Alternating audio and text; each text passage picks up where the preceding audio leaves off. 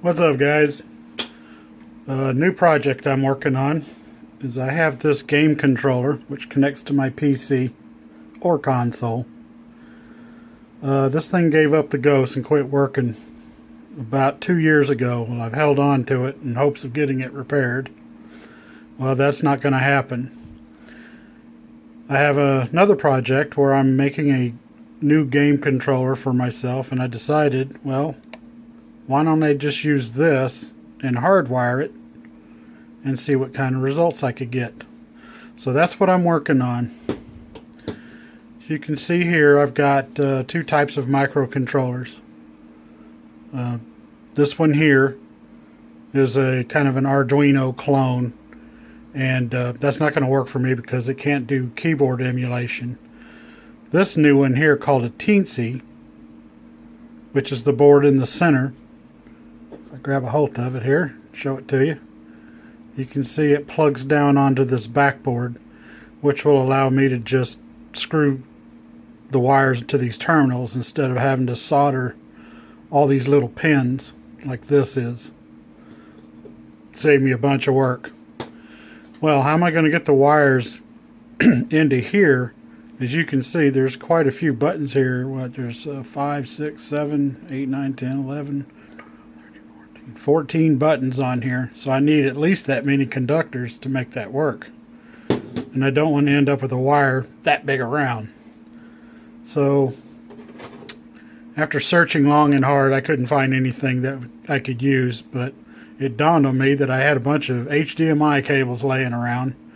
And as you can see from the end of that, there's quite a few tabs in there. So I cut one of them up, and this is what I came up with. This literally has 19 conductors in it, plus a shield, which is taped up underneath this. And I will use this cable coming out of this device, which will look in this manner.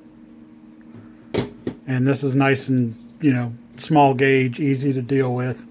It's not going to feel like I'm, lugging around a microphone stand trying to adjust it while I'm holding it in my hand.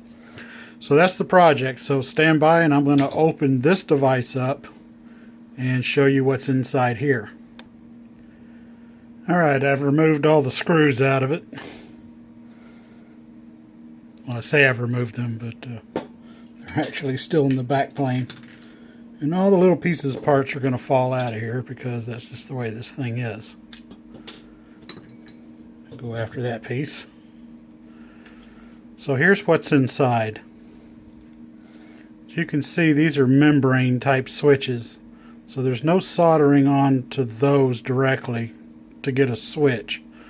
All of the other switches resolve to these terminals here, with the exception of this potentiometer, which I will have to solder from the back side of the board. So I'll take that off and do those pins.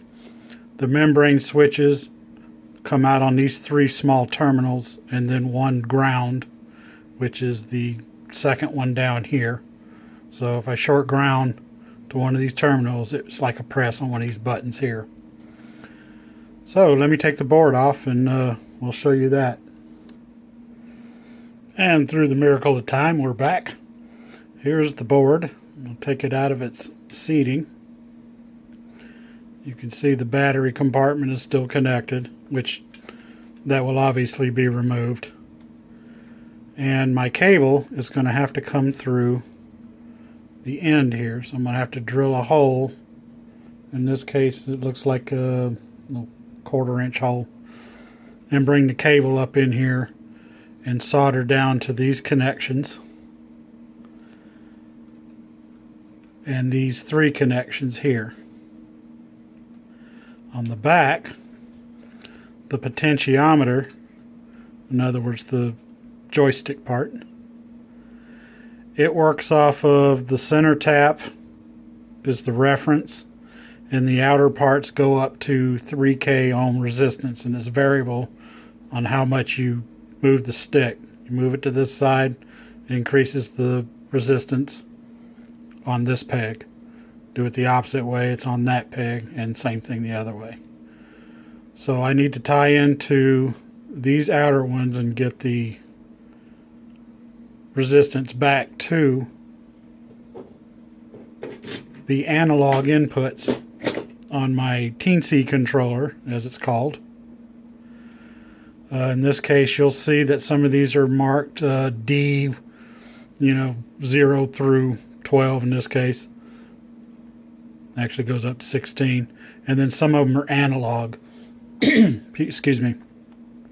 As I explained before, the analog ones take things like the potentiometer, which is this here, and it's referenced to ground and watches the resistance and modifies the current based on that information.